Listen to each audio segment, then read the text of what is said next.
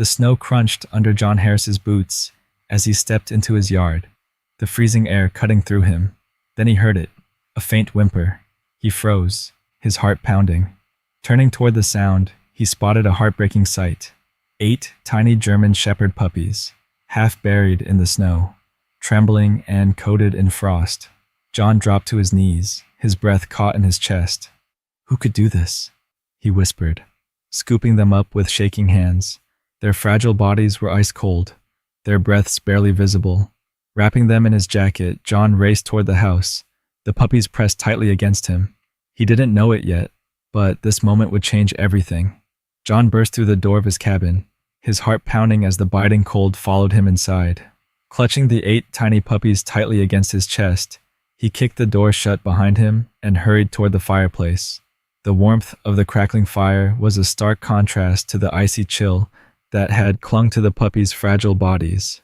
He laid them carefully on a thick blanket near the hearth, his hands trembling as he unwrapped his jacket. Their small, trembling forms barely moved. Frost clung to their fur, and their shallow breaths were uneven, their tiny chests rising and falling in fragile rhythm. "Stay with me," John muttered, his voice shaking as he grabbed another blanket and began gently rubbing the puppies to generate warmth. He knew they were suffering from hypothermia, and time was not on their side. One of the puppies, the smallest of the group, let out a faint whimper before falling silent. John's chest tightened. "Come on, little one," he pleaded, cradling it in his hands. Memories of his late wife, Claire, flooded his mind. She had always been the one to rescue stray animals, her compassion endless. "I'm not losing you," he whispered, his eyes glistening with unshed tears. John quickly grabbed heating pads and wrapped them in towels, before placing them around the puppies. He ran to the kitchen, filling bowls with warm, not hot, water and returning to soaked cloths, dabbing them gently on the pups' icy paws. Minutes turned into what felt like hours as he worked tirelessly, monitoring their breathing and ensuring the room stayed warm. Slowly, signs of life began to return. One puppy lifted its head weakly, its eyes barely opening to meet John's gaze. "There you go," John said softly, a flicker of hope igniting in his chest. He continued speaking to them, his voice low and soothing, as if willing them to hold on. By mid-afternoon, most of the puppies were moving slightly, their tiny tails twitching faintly, but the smallest one, the runt of the litter, still lay limp in John's hands. He gently placed it closer to the fire, wrapping it in his thickest scarf. The storm outside continued to rage, the wind howling against the windows, but inside, a sense of determination filled the air. John knew he couldn't do this alone. He reached for his phone and called the nearest veterinary clinic, his fingers trembling as he dialed. "Northside Veterinary, this is Dr. Emily Hayes," a calm voice answered. "Dr. Hayes, I need help," John said, his voice urgent. "I found 8 German Shepherd puppies abandoned in the snow. They're alive, but barely." Dr. Hayes didn't hesitate. "Wrap them in blankets, keep them warm, and bring them here immediately. We'll be ready." John hung up, carefully loading the puppies into a basket lined with towels. He bundled himself up again, securing the basket against his chest. The nearest clinic was nearly 20 miles away, and the roads were treacherous, but he didn't care. "You're going to be okay," he murmured to the puppies as he started his truck, the engine groaning against the cold. With the heater blasting, he drove slowly but steadily through the storm, the basket resting on the passenger seat. The drive felt like an eternity, the snow blinding as it whipped against the windshield. John's hands gripped the steering wheel tightly, his eyes darting between the road and the puppies. Every time one of them moved or whimpered, his chest filled with equal parts relief and worry. When he finally arrived at the clinic, Dr. Hayes and her team were waiting by the door. They rushed out, carefully taking the basket from John's arms. "They're hypothermic and malnourished," John explained as he followed them inside. "I don't know how long they were out there. We'll do everything we can," Dr. Hayes assured him, her eyes scanning each puppy as her team began their work. John stood back, watching helplessly as the puppies were examined, warmed, and given fluids. His heart ached for them, but a glimmer of hope remained. He had gotten them this far. Now it was up to the experts to save them. Inside the veterinary clinic, The warmth and urgency of the staff created a stark contrast to the bitter cold storm outside. John stood near the wall, his arms crossed tightly over his chest, as he watched Dr. Hayes and her team work tirelessly to save the puppies. The small exam room felt alive with activity, and though John was no stranger to difficult situations, the sight of the fragile puppies hooked up to IV fluids and warming pads sent a pang through his chest. "They're stabilizing," Dr. Hayes said finally, looking up from the smallest puppy, the runt of the litter. Her voice was calm but cautious. "They're not out of the woods yet, but the warmth and fluids are helping." John let out a shaky breath, his shoulders relaxing slightly. "Thank you," he said, his voice thick with emotion. Dr. Hayes approached him, wiping her hands on a towel. She was a woman in her early 40s, with sharp eyes and a kind demeanor that inspired trust. "Do you have any idea how they ended up out there?" she asked, her tone professional but curious. John shook his head. "I don't. I was heading to my shed when I heard them crying. They were huddled together near the woods on my property, half buried in the snow." His jaw tightened. "Whoever did this, they didn't care if they lived or died." Dr. Hayes nodded solemnly. "It's not uncommon for litters to be abandoned like this. Some people see them as too much work or as an expense they can't handle. But in a storm like this," she trailed off, shaking her head, "it's inexcusable." John's fists clenched at his sides. He couldn't imagine the kind of person who would leave helpless creatures to die in such cruel conditions. "Can they recover?" he asked, his eyes fixed on the runt, who was now being cradled by one of the vet techs. "They have a good chance," Dr. Hayes replied. "But the smallest one, he's still very weak. It's going to take a lot of care and attention to pull him through." John stepped closer to the exam table, his gaze softening as he looked at the tiny puppy. "I'll do whatever it takes," he said quietly. Dr. Hayes smiled. "I can see that. They're lucky you found them when you did." As the hours passed, John remained at the clinic, refusing to leave until he knew the puppies were stable. One by one, they began to respond to the treatment. Their breathing became steadier, and their tiny bodies stopped shivering. The vet techs carefully fed them small amounts of formula, their tiny mouths barely able to latch onto the syringes. By evening, Dr. Hayes approached John with an update. "They're stable enough to go home," she said, "but they'll need constant care. Warmth, feedings every 2 hours, and plenty of monitoring." John didn't hesitate. "I'll do it," he said firmly. "All of it. Just tell me what they need." Dr. Hayes handed him a list of supplies and instructions, her expression serious. "This is going to be a full-time job, at least for the next couple of weeks. Are you sure you're ready for this?" John nodded. "I don't have a choice. They didn't ask to be abandoned, and they deserve a chance." By the time John loaded the puppies back into his truck, they were bundled in warm blankets and nestled in a large, padded crate provided by the clinic. The smallest puppy, still the most fragile, was swaddled in an extra layer of fleece and tucked close to John's side for warmth. The drive home was slow and careful, the storm finally easing into a light snowfall. When he arrived, John carried the puppies inside and set them near the fireplace, where a soft bed and heating pads were waiting. As he knelt beside them, watching their tiny chests rise and fall, a wave of emotion washed over him. He had spent years keeping to himself, the quiet life of a widower, but these puppies had awakened something in him, a sense of purpose, a need to protect and nurture. "You're safe now," he murmured, his voice breaking slightly. "I promise, I won't let anything happen to you." The smallest puppy let out a faint whimper, its tiny paw twitching. John smiled, his heart swelling with determination. This was just the beginning of their journey, but for the first time in years, he felt like he was exactly where he needed to be. The puppies had made it through their first night at John's home, but the road ahead was far from easy. Early the next morning, John awoke to the sound of soft whimpers coming from the living room. He hurried downstairs to find the puppies stirring in their crate, their tiny bodies moving slightly under the warmth of the heating pads. It was a sight that filled him with a mix of relief and responsibility. "Good morning, little ones," he said softly, kneeling beside the crate. The smallest puppy, still wrapped in a fleece blanket, blinked up at him weakly. John reached out and gently stroked its head. "You're a fighter, aren't you?" Following the instructions from Dr. Hayes, John prepared a warm formula for the puppies. Each one needed to be fed carefully, and the process was painstakingly slow. He cradled the first puppy in his hands, holding the syringe close to its tiny mouth. The pup licked tentatively at the formula before taking slow, small sips. "That's it," John whispered, a smile breaking across his face. "You've got this." It took nearly 2 hours to feed all 8 puppies, but by the time he was done, John felt a sense of accomplishment. Their small, contented whimpers were like music to his ears. He could see the life returning to their fragile bodies, and though they still had a long way to go, this small progress gave him hope. As the days passed, the puppies began to show signs of improvement.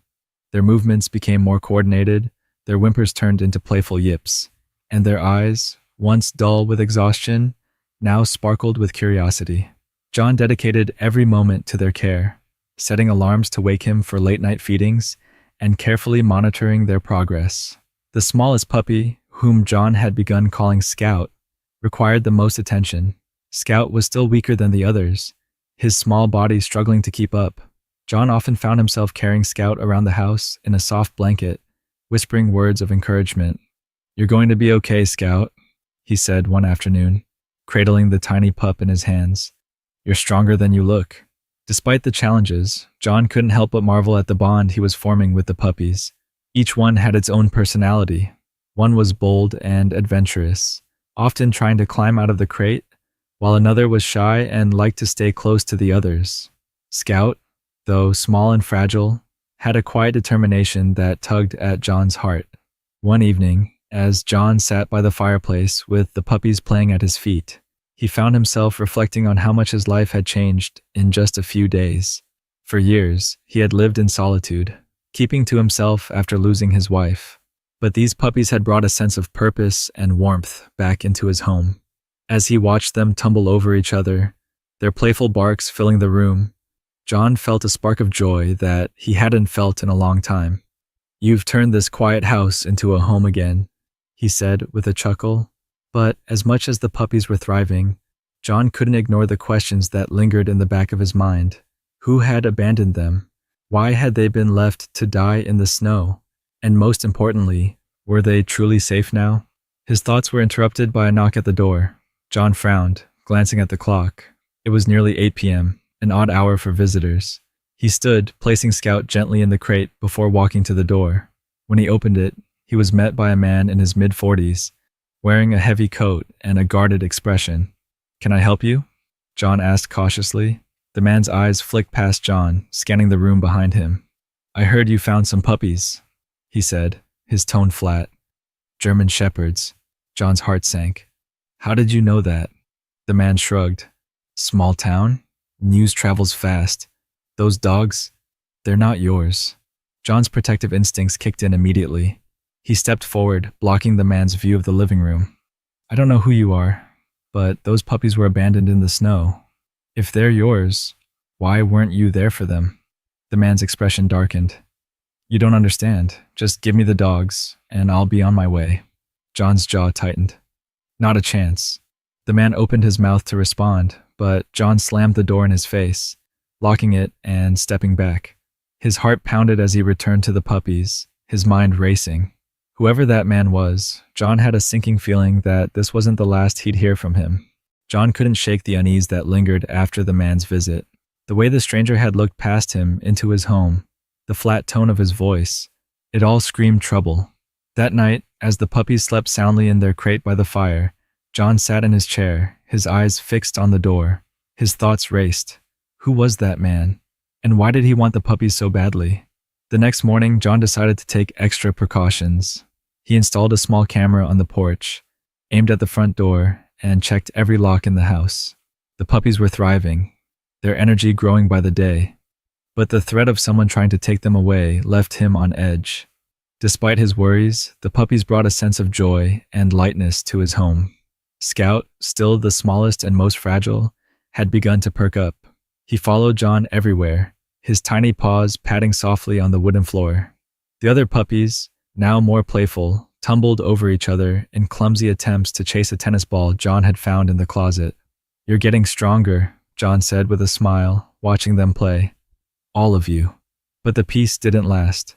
Late that evening, as the sun dipped below the horizon and the house grew quiet, John sat in his living room, reading a book while the puppies slept. A faint noise outside caught his attention.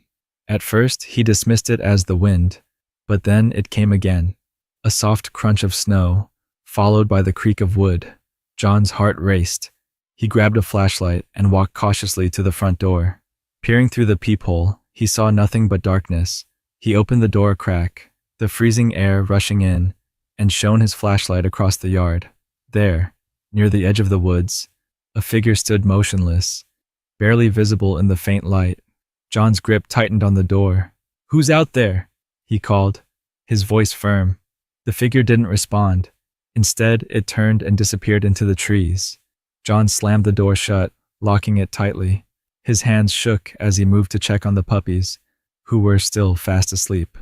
"They're not taking you," he whispered, more to himself than to them. The following day, John called Dr. Hayes to update her on the situation. "Someone came by last night," he said. "They were watching the house."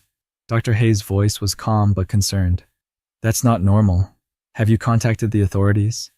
"Not yet," John admitted, "but I think I need to." "I can make a report on my end," she offered. "And if you feel unsafe, don't hesitate to call the police. These puppies have already been through enough." After the call, John resolved to be more vigilant. He spent the day reinforcing the house, securing windows, and setting up another camera overlooking the backyard.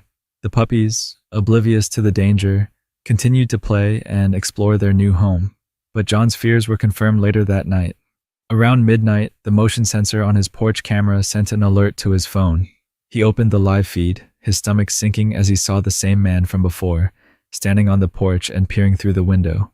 John grabbed a flashlight and a bat, his heart pounding as he approached the door. The man didn't flinch when John opened it, his expression calm but unsettling. "I told you before," the man said, his voice low. "Those puppies aren't yours." "They were abandoned," John shot back, his voice steady despite the fear creeping into his chest. "They're safe now, and I'm not handing them over to someone who left them to die in the snow." The man's lips curled into a faint, humorless smile. "You don't know what you're dealing with. Those dogs. They're valuable. You can't keep them." "Try me," John said, gripping the bat tightly. The man took a step back, his hands raised in mock surrender.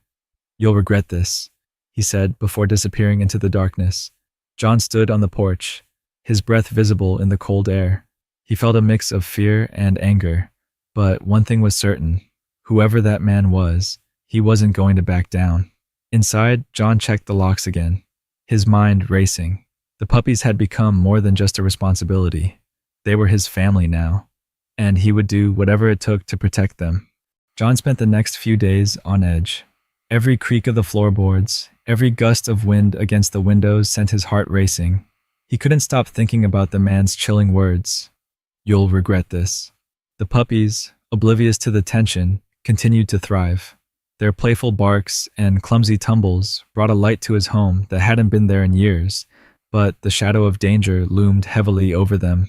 Scout, the runt, had grown stronger but remained glued to John's side. The tiny puppy had developed a habit of following him everywhere, his small paws clicking softly on the floor. John found comfort in Scout's quiet companionship, even as he worried about what might come next. It was late one evening, just as John was finishing a feeding, when the first sign of trouble came. The motion sensor alert on his phone buzzed. Grabbing the device, he opened the live feed from the front porch camera. His breath caught. 2 men stood outside, their faces obscured by scarves. One of them held a crowbar, the other a flashlight. They weren't just watching this time, they were trying to break in. John's pulse quickened. He glanced at the puppies who were bundled in their crate near the fire, then reached for the shotgun he kept behind the door. His hands trembled as he loaded it, the weight of the situation hitting him like a freight train. A loud crash shattered the stillness. The men had broken through a side window. John positioned himself between the puppies and the hallway, his voice booming. "Get out of my house!" The intruders froze, startled by the shout. One of them shone the flashlight toward John, momentarily blinding him. "We don't want trouble," the man with the crowbar said, his voice calm but firm. "Just give us the dogs, and we'll leave." John tightened his grip on the shotgun. "You're not getting them. They're mine now. They're worth more than you know, the second man said, taking a step forward. You're messing with something bigger than you understand. John's mind raced. What could they mean? Was this about money? Illegal breeding? The possibilities churned in his head, but there was no time to dwell on it. Leave now, John growled, leveling the shotgun. This is your last warning. The tension was thick enough to cut with a knife. The two men exchanged glances before slowly retreating, their footsteps crunching in the snow outside. John didn't lower the gun until the sound of an engine starting and fading into the distance reassured him they were gone. For now. The adrenaline drained from his body, leaving him shaking.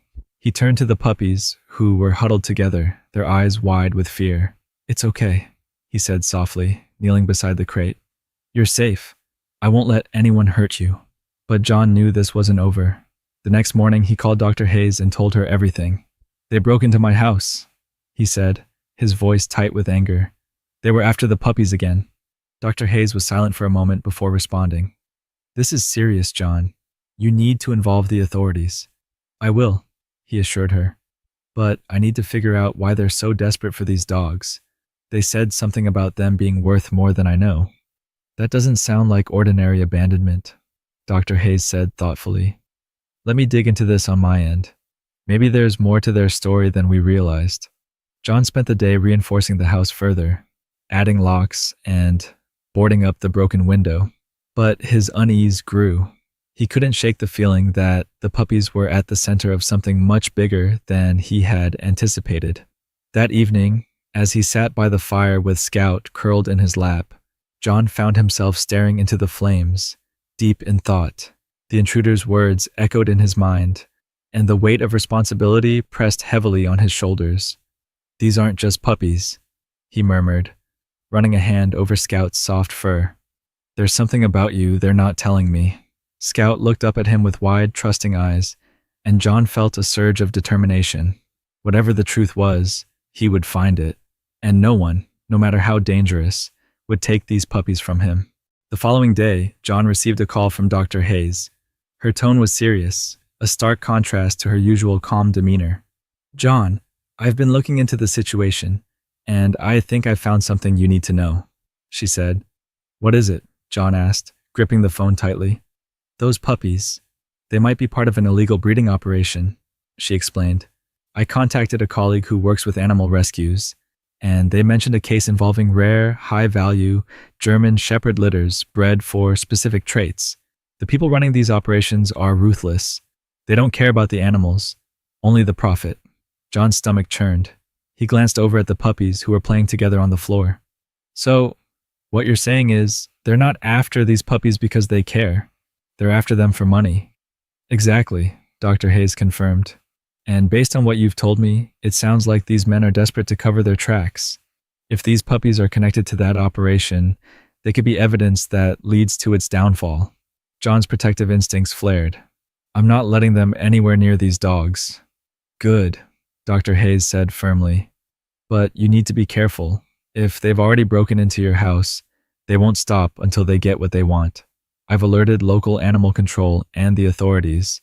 They're going to investigate, but in the meantime, you should be prepared for anything. After hanging up, John felt a mix of anger and resolve. He had been right to protect the puppies, but now he understood the full extent of the danger they were in. Whoever these people were, they weren't going to give up easily. That night, John stayed awake, his shotgun within reach. The puppies, sensing his tension, stayed close to him, their playful energy subdued. Scout, as always, was glued to his side, his tiny head resting on John's lap. As the hours passed, the house was silent except for the occasional crackle of the fire. But just after midnight, the silence was broken by the sound of crunching snow outside. John's pulse quickened. He grabbed his phone, pulling up the live feed from the motion-activated cameras. Two figures were moving through the yard, their flashlights cutting through the darkness. They're back, John muttered under his breath. This time, he didn't wait for them to make the first move. He called the local sheriff's office, his voice steady but urgent as he explained the situation. Then, he moved to the front door, peering through the peephole. The men were closer now, one of them holding what looked like a bolt cutter. John's grip tightened on the shotgun. He opened the door just enough to shout, The police are on their way. You'd better leave now. The men froze. Their flashlights pointed toward him. One of them, the man from before, stepped forward. We're not leaving without those dogs, he said, his voice calm but menacing. You don't understand what you're getting into. I understand enough, John shot back. These puppies aren't yours anymore, and if you take another step, you'll regret it. The man smirked. But before he could respond, the sound of sirens pierced the air. Red and blue lights flickered in the distance, growing brighter as they approached. The men exchanged panicked glances before bolting toward the woods. John exhaled deeply as two patrol cars pulled into the driveway. A deputy stepped out, flashlight in hand. Mr. Harris, are you okay? I'm fine, John replied, lowering the shotgun. But they were here. They were trying to break in. The deputies quickly scanned the property, but the men were long gone. One of them returned to John, his expression grim. We'll patrol the area and file a report. If they come back, don't hesitate to call us. John nodded, his heart still racing. As the officers left, he returned to the puppies, who had huddled together in their crate. He knelt beside them, his voice soft and reassuring. It's okay. They're gone. But as he sat by the fire, Scout curled in his lap. John knew this wasn't over. The men would return, and next time, they might not be scared off so easily. He had to find a way to end this once and for all, and ensure the puppies' safety forever. The following morning, John woke with a new sense of determination. He couldn't live in fear of the men returning, and he couldn't risk the safety of the puppies. It was time to take action. With Scout tucked securely in a blanket at his side, he drove to the sheriff's office to give a full report. I need to end this, John told the sheriff, his voice steady. He recounted every detail, the initial discovery of the puppies, the strange men who had come to his house, and the chilling threats they had made. The sheriff, a stocky man with a calm demeanor, listened intently. We've been tracking reports of illegal breeding rings in the area, the sheriff said. It sounds like these puppies might be part of one of those operations. If we can link them to the people involved, it'll help us shut them down for good. John nodded. What can I do to help? The sheriff gave him clear instructions. Provide any evidence he could, stay vigilant, and let the authorities handle the rest. You've done more than enough by protecting those puppies, he added. Now it's time for us to take over. Relieved, but still cautious, John returned home and spent the day caring for the puppies. They were growing stronger by the day, their playful energy filling the house with life. Scout, as always, stayed close to John, his small frame a constant reminder of the fragility and resilience of life. By late afternoon, the sheriff called with an update. We've identified one of the men who came to your property, he said. He's connected to a known breeding ring that operates out of an abandoned warehouse on the outskirts of town. We're organizing a raid tonight. John's heart raced. Does this mean the puppies will be safe? If all goes as planned, yes, the sheriff assured him. We'll shut this operation down for good. That evening, as John sat by the fire with the puppies playing at his feet, he felt a mix of relief and anticipation. The men who had threatened him and these innocent animals would finally face justice. For the first time in days, he allowed himself to breathe a little easier. Hours later, the call came. The raid had been successful, the breeding ring was dismantled, and several animals had been rescued from the warehouse. The puppies John had saved were no longer at risk of being taken. The news lifted a weight off John's shoulders. He looked down at Scout, who was curled up in his lap, and smiled. We did it, little guy, he said softly. But the story didn't end there. In the weeks that followed, the puppies continued to thrive under John's care. Their once fragile bodies grew stronger, their coats shiny and full. Scout, who had once been the smallest and weakest, now led the pack, his playful spirit bringing joy to everyone who met him. When the time came to find homes for the puppies, John worked closely with Dr. Hayes to ensure they went to families who would cherish them. One by one, the puppies were adopted, each leaving with a wagging tail and a bright future ahead. But John couldn't bring himself to let go of Scout. The bond they had formed was too deep, too meaningful to sever.